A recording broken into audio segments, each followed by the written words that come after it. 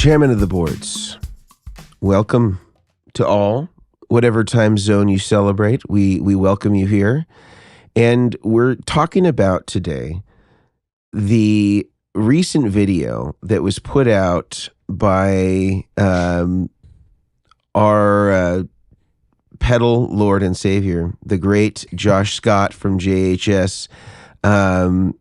Just what a cool guy, first of all. I think that I think it's a rarity that you would find anybody to say anything bad about what it is that Josh is doing, and the freedom with which he gives away information and creates amazing content for the good of the order. I'm certainly a fan of what he does. And in recent weeks, he published a video about something that's definitely more in our wheelhouse and less of his wheelhouse. And it was about creating and building a pedalboard from scratch with the focus of it being for a beginner. So if I were to say share my screen, you could see his thumbnail here, and I'll just blow it up nice and big so everybody can see it. And it's how to build a pedalboard beginner tutorial. And this pretty much follows from A to Z the processes which Josh uses to build a pedalboard, and kind of use the main staple food groups. Now, you could make a claim to say, well, he's primarily using his own stuff. Well, in his 3 series, which are all pedals that I think are $99 and less, and they all have 3 knobs, and they kind of perform basic functions like distortion, overdrive, reverb, etc. He uses those as kind of the template for this. I don't have any problem with that. I think that they serve a purpose to that end. But I wanted to kind of go through and kind of go through each section that he talks about during the build process and see if we are 100% in alignment, or if there's little tweaks or caveats that we may make to his suggestions to building a beginner's pedalboard. Because I know we've all sort of done content, or we've done some sort of videos that might mirror some of this stuff, and where we might just make it slightly better than it already is. And I would say it's already actually really great, in my opinion, for pretty much everything that's recommended there. But any initial thoughts, gentlemen, as we sort of dive in to some of the points of the video? Come on, Brian. Pedalboard master. Yeah, no, I mean, I thought it was a great video. It had some really good thoughts. I think there were some, key components maybe he missed, or other other recommendations.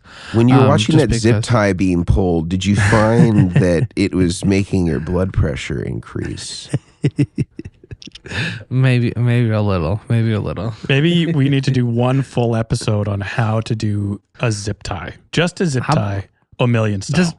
Just proper zip ties, not like, because you'll get people like, I'm just gonna go off book right here, but like I have these super they look small on screen, but they're actually a really thick industrial beefy one. Even. Yeah, very beefy. Thank you. And that for me drives me nuts when people use them because I just don't like it. But that's also a personal choice. It's too beefy. Gotcha. It's too bulky. So there's a whole thing. There's a whole. It's like you got an F350 to pull your single bicycle on a little tiny trailer. Like, it's just overkill. Exactly. That's the first analogy I could come up with on the spot. It wasn't perfect, but I think it got the point across. Yeah, it's good. It's good to know that in addition to having a Miata, Grant's also got a dually sitting back there in the garage. They just have that juxtaposition, the Miata on the right and the dually on the left. Perfect. It's all about the context. I think the video is actually really good. And I love that Josh, with all of his influence and clout in the industry, that he did a pedalboard video. And he even, I have to say, he even stipulates in the video what he is saying is not necessarily the one and only way, which we say a lot on this show as well. There are changes, and he even got the girl from Get Offset. I am blanking right now. I have met her and chatted to her. I'm completely blanking on her name, but either way, she does a lot of pedal reviews, and he got a second opinion, and Emily, thank you. She disagreed with unknowingly, I think, but she gave different suggestions than him. He's like, oh yeah, great point. And so I do think a lot of this stuff is very much subjective, but there are some things that the three of us, I think, solely, really focusing on the pedalboard side of a rig can maybe chat about today to give a different perspective. Not right or wrong. Another thing to think about to kind of get your first, second, third pedalboard going and avoiding those really frustrating mistakes that you simply just don't know about unless you really make the mistakes or you've been warned about it by someone else. And we're hoping today to warn you about some things like maybe don't do this, and you will save yourself hours or dollars, whatever it is, you're going to save something. And I think that's what today's really kind of about. Yeah. So the first major section he goes into is he talks about picking pedals, and I think if I'm to recall, and we'll have this video linked for you if you come to YouTube or in the show notes if you're listening. He talks about picking the pedals, and so I think he identifies kind of what he considers to be the sort of primary food groups that you would want to use in the course of choosing pedals. And I think it was pretty standard, nothing out of the ordinary. He was suggesting a clip-on tuner, but that could very easily be translated to a tuner on the pedal board up front. I think he has like compression, overdrive, TS9, distortion, modulation, delay, and reverb are his five, like, these are the starting points. So basically 2 gain, mod, delay, reverb. Yeah. And I think for the most part, there's really nothing objectionable about that. I don't see that there being a problem with any of those choices. Would there be, excuse me, caveats that you would make to that to say, well, maybe this would be a consideration to add in there? Were there any of those? I think the main thing, and this is, I mean, again, subjective. So listen in that lens, but the overdrive choice, I feel, is one of the most important in this context. One of the most important things you kind of want to, take a little bit of time on. And I think my first question when picking overdrives to ask, or something to consider if this was my first board, is what kind of amp are you using? Is it the Klon? I know it's a beginner board, but can you shell out $8,000 for an original Klon? Yes or no? And this isn't a beginner board. So I think as an example, like if you were using an amp that already had quite a bit of mids in it, then, that'll affect what kind of overdrive you're going to get. And now we're, is this a beginner conversation or not? I don't really know. But I would say if I was going to boil this down to a beginner conversation, I wouldn't necessarily just blindly get a TS9 or a TS9 style pedal. I would probably try out and see which one you kind of like. I would try out a TS9. I would try out a Klon and maybe a Blues Breaker as an overdrive, and just go to your, local music store, go to the Guitar Sanctuary and say, I'm new to overdrives. This is my amp, and I want to try out a few different types of overdrives to see what I kind of like. Can you help me? And they will get you a few different types. Yeah. And Guitar Sanctuary is a safe space, as the name implies. So exactly. Is the sanctuary of tone, and we are all searchers here. We're all on our journey. So I would probably do something like that. I wouldn't just blindly accept an overdrive. I would make sure that you're happy with your guitar and amp tone, and then I would start adding things in that complement that tone that you already like, and I would probably kind of go from there. Yeah, no, I'm on the same page. I listened to the video while driving in, and it happened to be the one day that we had like a huge traffic jam. So I got through the whole video, which was great. And the Tube Screamer being the first choice, I understand why it's his first choice. A Tube Screamer is a very common circuit for a lot of people to kind of just I just pick. They're like, oh, I have to have a Tube Screamer. You don't have to have a Tube Screamer. It's like, do you like that tone? So, like for me, I don't like Tube Screamers. hate me if you will. Brian, I'm going to disagree with you there. Sorry, I don't. I love tube screamers. Sorry. Well, see, I'll be the controversial one today. That is my safe word. Can this be a passive aggressive episode towards Brian? This can be just little jabs throughout the rest of the episode now, just because he doesn't like tube screamers. It's not that I don't like them. I do like them. It's not my main. If I go for a drive, and I just had a consultation with a guy yesterday who had a tube screamer on the board, and he goes, I just don't like it.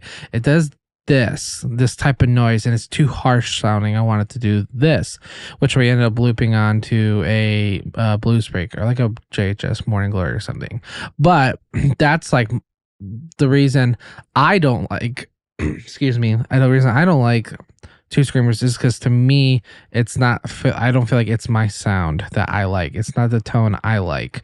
So if you like them, great. That's you. That's the cool thing about this, is that we all kind of can pick. But I blatantly say it has to be a tube screamer is not always the case. It's definitely a try a couple things out, find which one is your tone.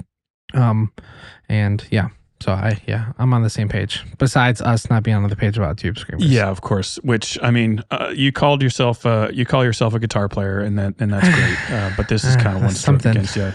I don't know what you guys think about my next comment here. I'm happy to be the next one on the chopping block, but I would almost say, if you are very new to effects, I would almost err on the side of getting effects that are a little bit more over the top. So when they're on, they're on. Such as, I'd be curious what you guys would think about me suggesting as a first board getting something like a fuzz with a really Velcro-y, over the top sound. So when it's on, the effect is on and you can really start tweaking, rather than something more subtle like a Klon style overdrive that people often run at gain quite low, volume up a bit higher, and it's more of almost a boost approach. But I would be curious to get an overdrive and a fuzz, both of which, when they're on, they're a little bit more obvious, and then going into your modulation, delay, and reverb. Chances to roast me, please feel free. Brian, you're in disagreement, I can tell. That cheeky smile says it all. I'm not. I'll let Mason go first. Oh boy.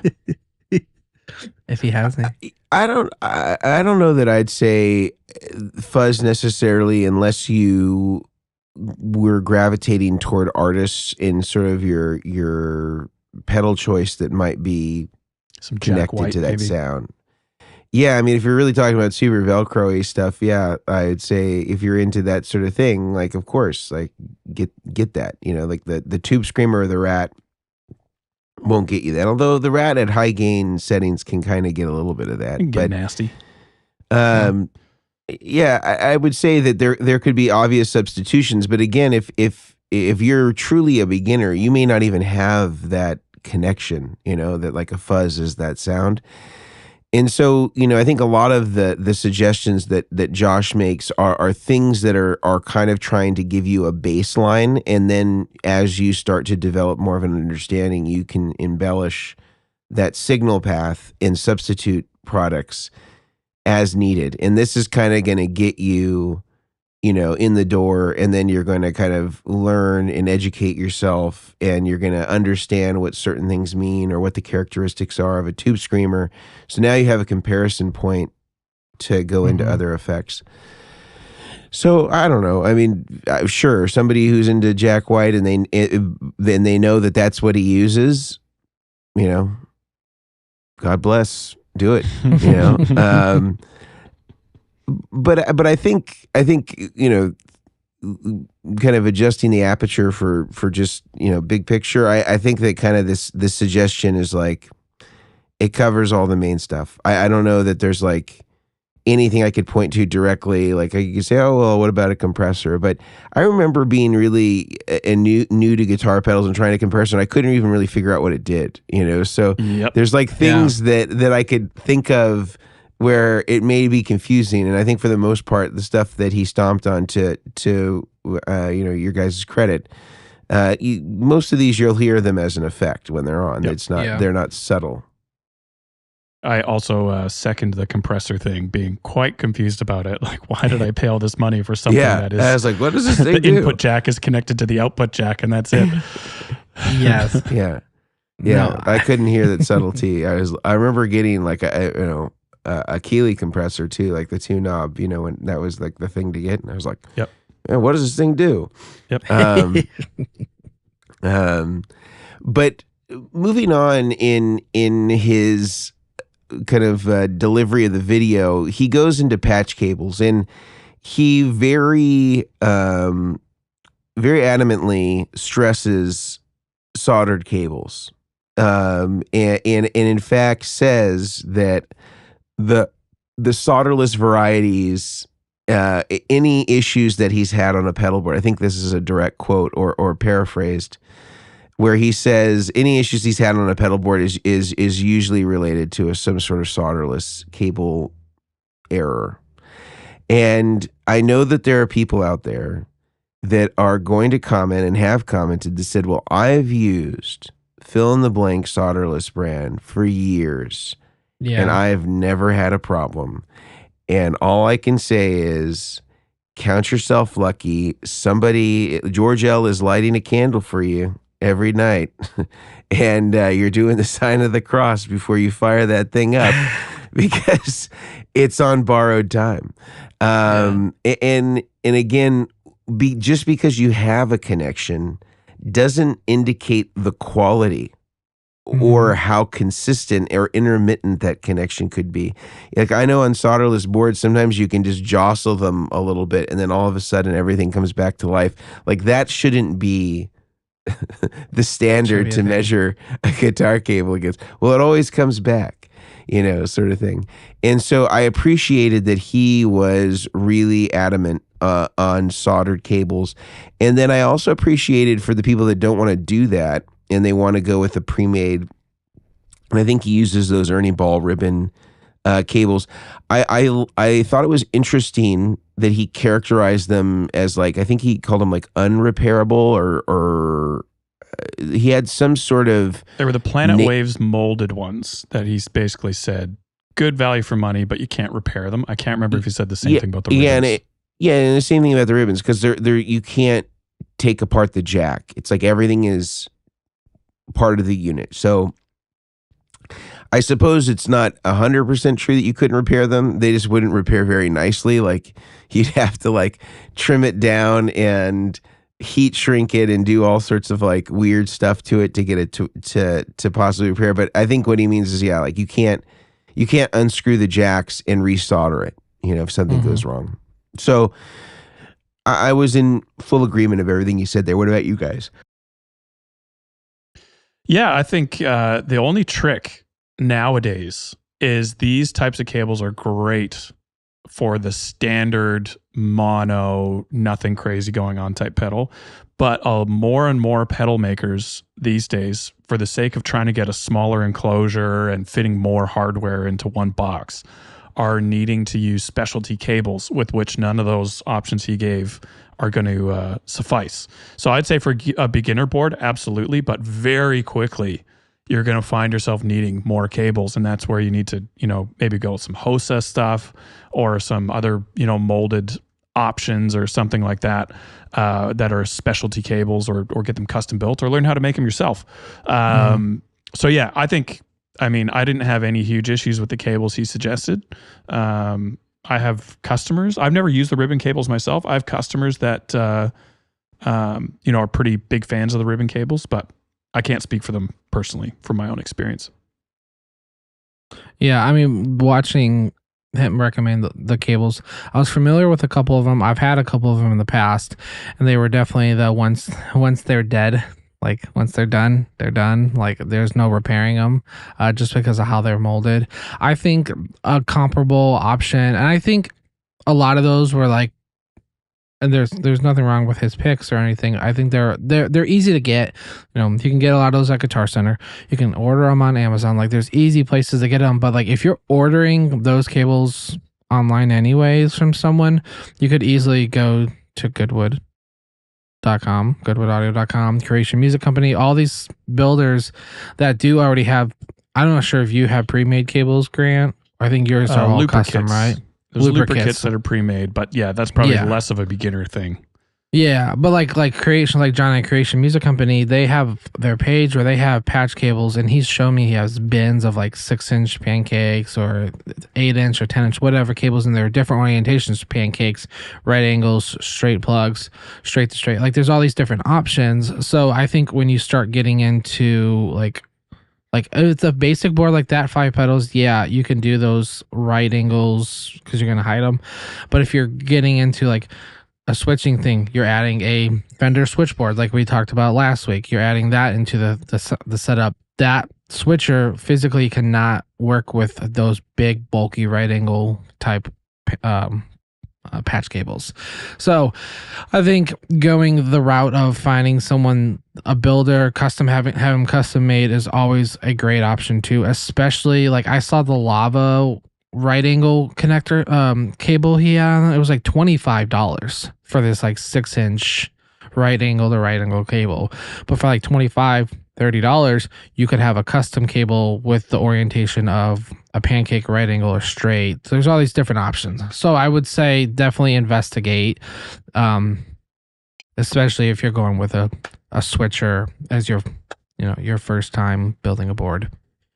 I want to tell you guys one of my biggest warnings for people that are buying pre-made cut to length cables, like a 6-inch pack or something. But first, I want to tell you guys about 2 of our sponsors that make this episode possible.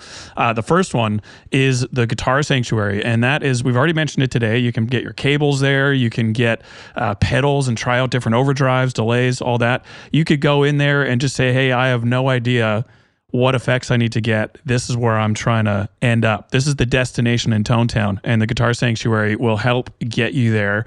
They are in McKinney, Texas, and definitely one of the best shops you can go to check out and get your next pedal guitar amp purchase. Check them out at theguitarsanctuary.com. I also want to tell you guys about Neural DSP. Neural DSP is the company that is responsible for the Quad Cortex, which we are all very grateful for. It is a multi-effect system, so it has all these overdrives, delays, reverbs, all in the one unit, and you can program that and create different sounds as much as you want. They also do a wide range of plugins, which they are very well known for, and recently released a full amp suite from Morgan, which is really cool. And I know a lot of you guys would love the Morgan amp suite by Neural DSP. You can now use as well with the Quad Cortex their desktop editor called Cortex Control, and go even deeper in your edits on the Quad Cortex. And lastly, I want to tell you guys how you can save money with Neural DSP. You can use the code Chairmen, CHAIRMEN, and get 30% off all of their plugins that are 90 days or older. So that is 70% away from free for the Quad, or sorry, not the Quad, the Neural DSP plugins. And I think you guys are going to really love it. So check them out at neuraldsp.com. Now back to the episode. I want to tell you guys one big warning if you're listening and you're about to buy some patch cables. In Josh's video, he basically plugs in the pedals in series, both in signal chain and just their placement on the pedal board. So they're all, beside each other, one into the next. So you don't need any long patch cables. But one of the mistakes that I've made when I was much newer is I had a 2-row pedal board, and you're going across the bottom row, maybe, compressor, overdrive into a tremolo. And now you need to get from the tremolo in the bottom left to the delay in the top right. And all you have are 6-inch patch cables, but you need something like a 24 or a 30-inch patch cable. And so I would say before you purchase your cables, just make sure you've actually measured out, and it just needs to be approximate. You don't need to go crazy here, but measure out all of the patch cables. So 6-inch for pedals beside each other, that's great. But if you have any longer distances, like a bottom left of a board to a top right, just try and plan that out a little bit beforehand, and it'll be one of those things that it'll save you another round of shipping or not being able to use a cable that you already purchased. And I think you'll be glad you took that extra couple of minutes just to write down the actual lengths that you needed. Yeah, I agree.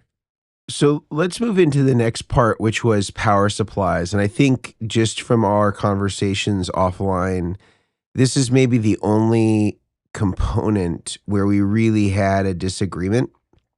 he kind of goes Sorry, through and I Josh. think does some great things where he talks about that the word isolation can be abused, especially as it relates to certain companies overseas that are selling, let's say on Amazon, where they'll say it's an isolated output, but it's actually, a group of daisy chained outputs. And then maybe there are one or two that are isolated, but for the most part, they're not.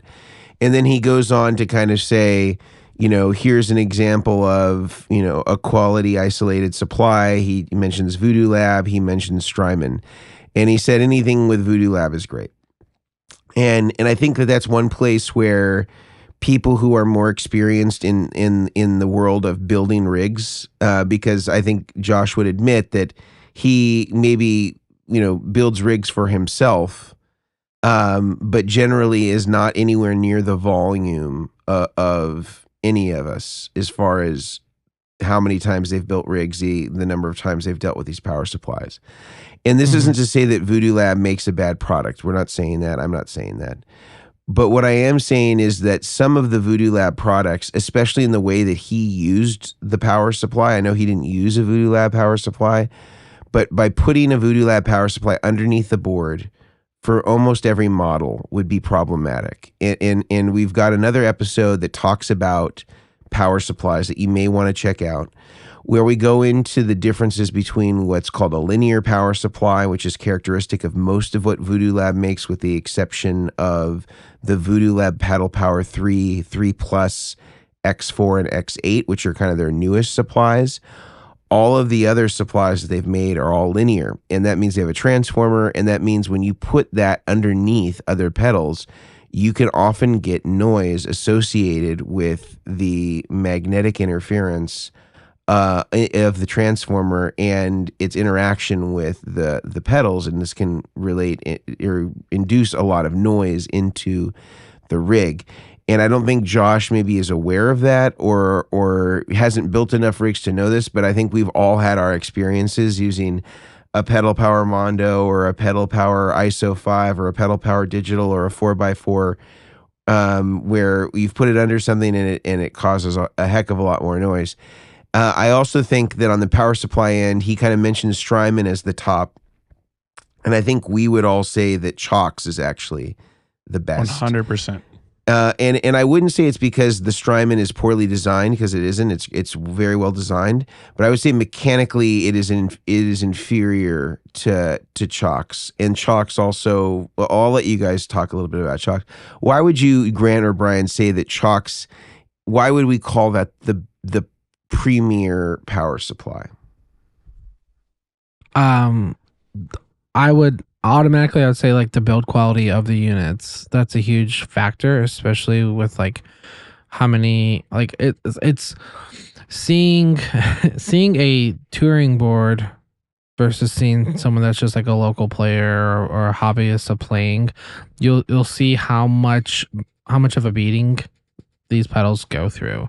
And I've had multiple musicians. One of mine is Doyle from the band The Misfits. He is, I don't know why it's thumbsing up. It's on the screen. He is very, very hard on his rigs and all of his stuff. And I put a chocolate. Thank you. I put that on his board, and we haven't had any issues because it's a big supply too. It's huge. It's bigger than what the board needed. He had some extra ports on it, but it's the one he wanted, and we were able to bolt it down to the board, which is great, and I highly recommend it. And the connectors, it's the RC, like as bulky as some of those RCA connectors can be, especially compared to the 2.1 millimeters. I don't care because of how consistently like strong they are. Like there's not a lot of wobble. A lot more durable. There's no wiggle. There's no all. Wobble. Yeah, they're very hard to get. It's hard to like pull them apart. Yeah. Yes, yeah. Yes. And I did a board where I put like a DC7, an expansion, and then like a 4. I lined them all up on the bridge on one of your Vertex boards, and I was able to shut the lid, and they all lived like, and there were still pedals underneath, like, so like they're so low profile, but the power and everything is just it's just really good. On top of the fact that all the newer stuff all has that 9, 12, or 18, the dip switches to do all the different types of power. 15 and 18. 15, like that right there. 18. That's an SGI. Like you can power an SGI for like a radial SGI, which I have one over here, and like that kind of stuff. Like stuff like that takes like a power like that. It's not common to have on like a Strymon, so you're having to do adapters. So that's my two biggest things is the durability of the unit and of the jacks. How about you, I'd Grant? be curious to hear your guys' thoughts if you've had a similar experience. Goodwood has been doing rigs since 2010, so 14 years. Mm-hmm. I have never once had a Chalks power supply come back. I've never had an issue with it where it's like, oh, we got to go get a warranty repair, or that's not to say that there aren't ever faults, because it's a mechanical system. It will have faults. If you give it enough years or you put out enough products, like no company is perfect. But I personally have never had a fault on a Chalks power supply. And so, I mean, they're just incredibly built. And I will say, if you have had a Chalks, way back before they had their new line out, they used to be quite heavy. And so if you're trying to, keep weight down on a board, and that was your primary concern for flights or whatever it is, Chalks might not have been your first choice just because of weight. But their new line, the DC7, the 8.4, the Crux, all that stuff, super lightweight, but still has that build quality that you would, expect from Chalks. So in the context of doing a setup, I always tell guys they're a little bit more expensive to set up, at least from Goodwood, because the RCA connectors are actually quite a bit more money. So it's just, costs more to install them, to do custom power cables and all that. But if you're buying it for yourself and doing your own board, even if you're a beginner and this is your first board, I would say power supply wise, get a Chalks DC7 and you will have that thing for years and years and years to come. And the good thing is that they're expandable, so you can add more power taps with an additional unit in future. So it's one of those things, like buy the right thing now, and then you just forget about it. You never have to think about it again. And especially with the Chalks, the adjustable voltage, you'll be able to power whatever you want to put on your board. I do have to say, as a side note, we're gushing over this, and I understand, we do have sponsors on the show. Chalks is not one of them. We love all of our sponsors, and we only get sponsors that we, believe in and actually use ourselves. But Chalks is one of those guys, like their product stands up for themselves, and we absolutely love what they have to offer because they just stand the test of time, and they're a great product. So, I would absolutely wholeheartedly say beginner or expert, touring or not, Chalks power supplies are the power supplies I use for my own board as well. Mm-hmm. Yeah, I think that, again, I'm not saying that the Zoom is bad, but I'll tell you, I would say in the last, I started doing pedal boards in 2008. Obviously, the Zoom hasn't been around that long. And I would say that the thing that I've noticed is, for people that are really touring, the way that the Strymon is designed is there's like multiple layer boards, and then there is like a mechanical machine screw with standoffs that kind of like allows you to sort of layer the board, like sandwich the PCBs together. That screw on multiple Strymons has completely come out, where the boards are like floating, where the IEC screws have come undone and that's floating around. And the screws that hold the chassis together on the side, like the two parts of the clamshell, that those have come apart, and the top is like coming off, and so it just feels like the thickness of the metal, I think, is too thin for what it is that they're doing. I think the depth of the screws are too short and too undersized for what they're doing, and I think the fact that I've seen multiple with this symptom is indicative to me that it needs a mechanical reevaluation. Mm-hmm. Because if it can vibrate loose like that, that's a problem. Yep. And it hasn't just been one. But in terms of the design, no issues whatsoever. It's a great product in that regard. I just think mechanically it could stand to be. So what would you bit suggest? Would you say get some, if you have a Strymon Sply or want to get one, because they're still great units, this is just that main issue. Would you get some Loctite? And, I've seen Brian rivet the IEC jack, and that could be one way to do it. I think the other way to do it is you could get some lock washers and you could install those, behind it. That would help. I think you could get longer screws for what holds the chassis together, because they basically have, if I recall, a PEM nut behind that's welded to the internal side of the chassis. And the screw, it doesn't even clear the PEM nut. And so I think you could use a little bit longer screw. Obviously, you don't want to probably rethread it to use, let's say, instead of whatever's on there now, like I don't even know what it is, like a number 4 screw. I don't know. You could use something thicker, but what I would say is, Loctite, longer screw, and it's a countersunk, screw. So, so you want like a flat, flathead screw. I think that could be one way to mitigate it. I mean, the one internally with the PCBs, I mean, that one will be hard to deal with because you can't really do much about that. You have to kind of maintain that because they have all these different standoffs and stuff like that. But maybe a little Loctite there might help. But again, I don't think it's impossible to correct, but I just think that these are clearly oversights on their end of how they thought people were going to use it. And power supplies take a beating. That's just the truth. I think that he talks a little bit about signal order or signal path here.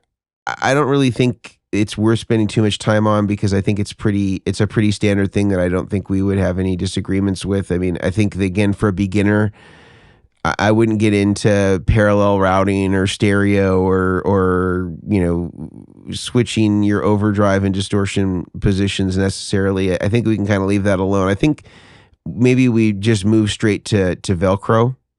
Mm-hmm.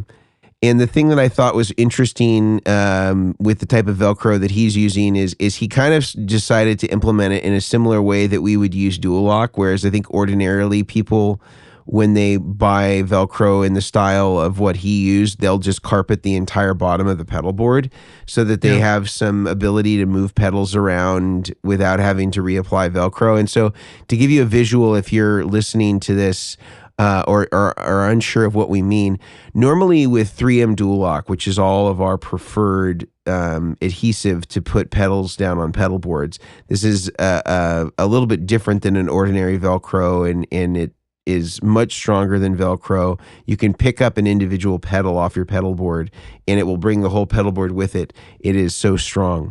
And normally what you do is you put a few squares in the corners of each pedal, or maybe a small strip if it's a kind of a narrower pedal, and then you mirror it with the exact same material. So you don't have like a separate material for the surface and the pedal.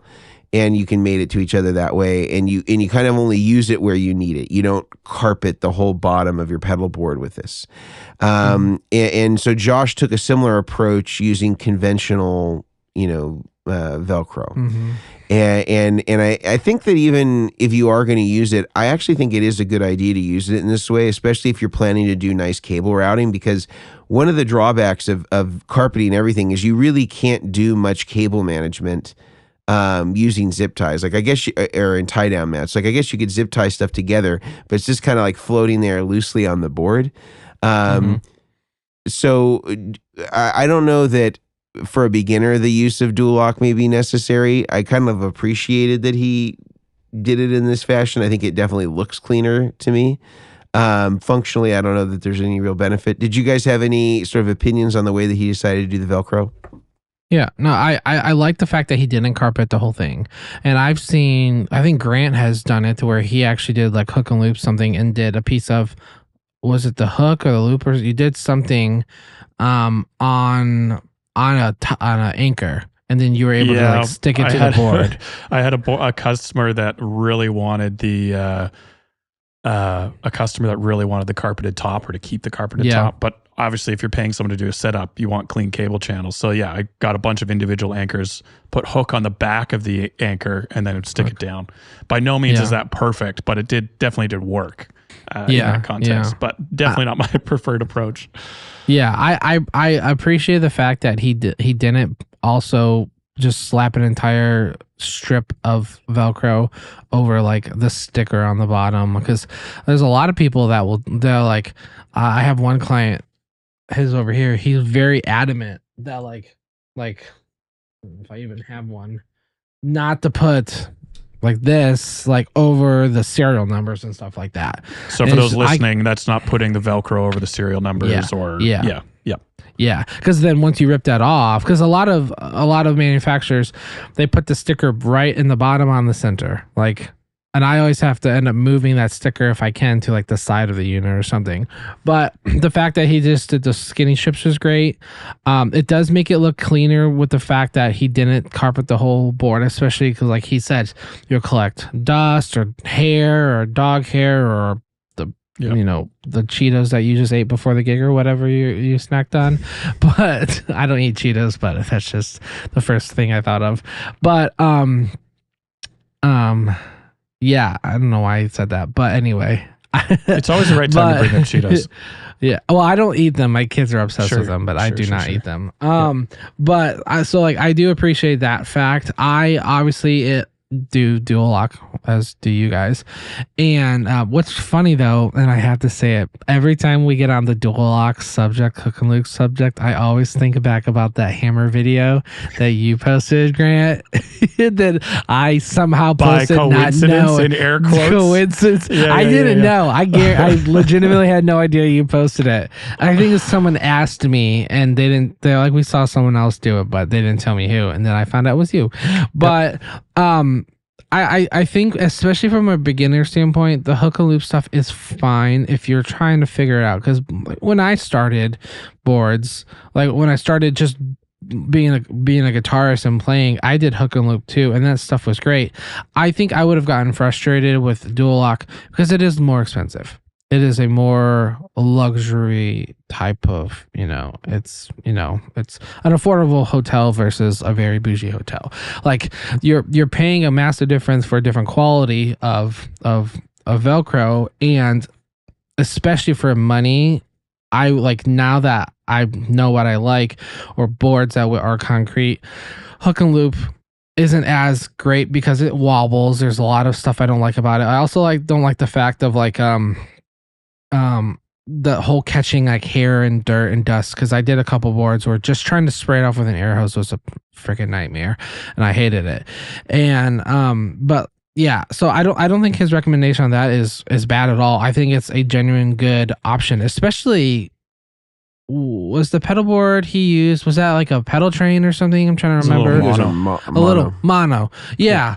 I literally have the video. I was rewatching it this morning, and I don't know if mono does it too, but like pedal train, like they'll supply you with Velcro, which is great. Mono does, anchors. Or at least did. I can't speak for the past year, but they did a dual lock style thing. It was a bit of a lighter version. It's pretty good. It was. It is pretty good. I would definitely use it on a build, but the dual lock that we would use on a build is a bit more rugged. But if you're going on the points about pedal train Velcro, not all Velcro is created equal. Mm-hmm. No, it is not. Well, like Velcro versus dual lock, you also can't do like cabling. Like if you do on the top and bottom, sometimes you can't fit cabling through the bottom, or like I would tuck slack and stuff sometimes under pedals like that. You can't do that with hook and loop. Like that's dual and lock. the other good thing about, I'll say this last thing, and we can always move on, but the one other thing where dual lock outshines Velcro is if you have something like a wah, a rat with that big screw on the bottom that protrudes below the box of the pedal, like anything where you're trying to clear something on the bottom of the pedal so it can actually stick to your board, you can just double up a couple extra strips of dual lock to get some clearance, some extra height, and it'll clear the feet of a wah, it'll clear the screw on a rat or whatever the pedal is, whereas Velcro is much more difficult to do that. And if you do, the wobble really becomes a big issue just because it doesn't have that rigidity that Dual Lock does. So yeah, I would say, Velcro or Dual Lock, just buy whatever you decide. Just get either Velcro brand or 3M and don't go near anything else. Everything else kind of suffers if you kind of go for the cheap option on those things. That's definitely somewhere where you want to get the name brand stuff. So yeah, I've I would also say that. I've done Mason's grip tape. Is it grip tape? Oh, nice. Is that what it's called, Mason? Power grip. Power grip. I've used that before on some boards, and it's great. Yeah, the one thing I've realized, it's just difficult. It's difficult even for us to get it. So really? I usually just tell people to get the Dual Lock. Yeah, well, so you had sent me a sample to try, and depending on the turnaround, like my preferred choice is obviously getting a Vertex board or a Creation board. Those are like my two go-to pedal services, but depending on how quickly I need something, I have a third company that I've used, kind of like last minute type of thing. Like I need something quick, and I've realized that some of these, like I'm doing this board for Aaron from the band Intervals, who's actually from Canada, Grant. Oh, nice. Good day. And he, I have the board in the case, but the type of the material on the board is like an ABS plastic, like I think type of thing. So the Velcro, I have to like heat the Dual Lock. Yeah, I don't get why guys do that, and you should tell those pedalboard, like whoever's making the pedalboard, like you can't use a petroleum based material for a pedalboard surface. You can't, it doesn't stick well, and even if you heat it up properly, like honestly, when I've had to do that in the past, I've had to actually sand it to get the kind of the gloss off of it, where the Velcro would sit. It gets tricky. So I have a nightmare story. I had a company that I had never used. The customer sent the board. It was a flat board, so I was like, sure, that's fine. With trim, I can do it. And I started putting all the pedals on the board. I used probably 10 feet of Dual Lock on this whole board throughout all 20 something pedals that I had. And then I went to go move the board, and they all just slid off. Oh no. And I'm like, did I not pull the backing? And I looked, and I pulled the backing off of all of them. And I'm like, what is going on? And it won't stick. And I'm like, what is going on? So I called the company, and he goes, send me a photo. And he goes, oh, it looks fine to me. Oh, wait. My guy sprayed WD-40 on that before it went out to clean it, because we clean all of our road cases with that. And I was like, oh, he goes, just rub some dirt on it. There was nothing on this earth that was going to make that board actually work. It was I tried everything of sanding it. It was rough. So they had to send me a new one. But so don't use WD-40 on a board like that, because it was. You can also really use rough. Acetone or something like that to kind of get that off. But or dirt, apparently. I guess dirt. Results I've used may denatured alcohol. I've used denatured alcohol to clean, or rubbing alcohol to clean boards, which is fine. But never WD-40. That was a learning experience. I was like, oh yeah, I would recommend not doing that again.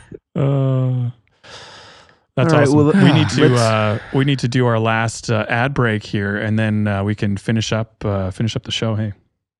Yeah, absolutely. Yeah. So our final two sponsors are going to be the guys over at monocreators.com. We always talk about how great their stuff is, because it is. I think we all have a plethora of mono cases, from backpacks, thank you, to dual guitar cases, to I literally have a DJ bag that I modified to fit my quad cortex setup in. Nice. And it's amazing because I have so many pockets. It's crazy. So the guys over at Mono Creators have a code, Chairmen, CHAIRMEN, for 10% off at monocreators.com.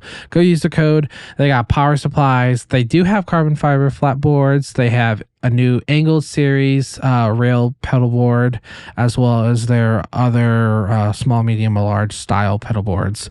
Go check them out. Power supplies, gig bags, pedal board bags, backpacks. They have everything You'll love them. You won't be disappointed in the quality.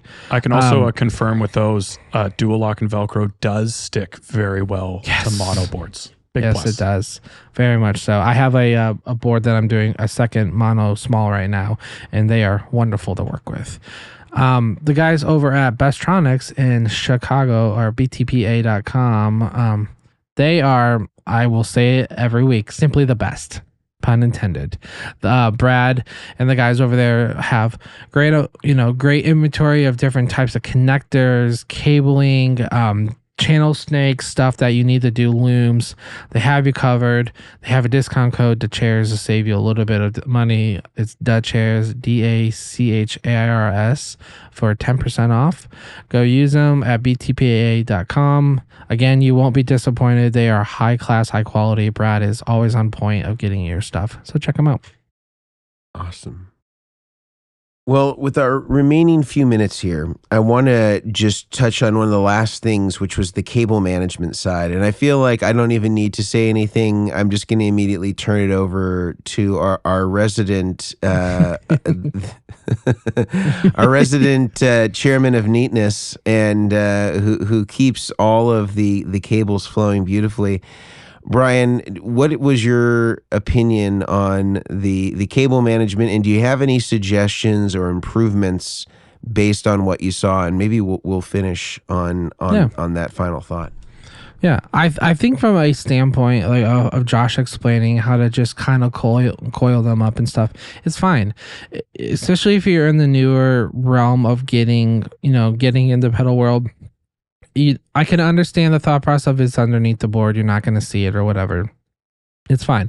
You're trying to figure out how you want the board to sound. That it's fine. It's probably gonna be turning a drinking game after this of how many times I've said fine, but screw it, I don't care. But I think his points of wiring the power supply with the pedals is great. I think it's very basic. I think from a standpoint, if you want more neatness, there are things that you can do, think of the way I would do is from the power supply, you have to just think of where each cable is going, and then instead of bundling up all the cabling underneath and like clumping them together, kind of like what he did, so it's just like a spaghetti pile of cabling pancake together.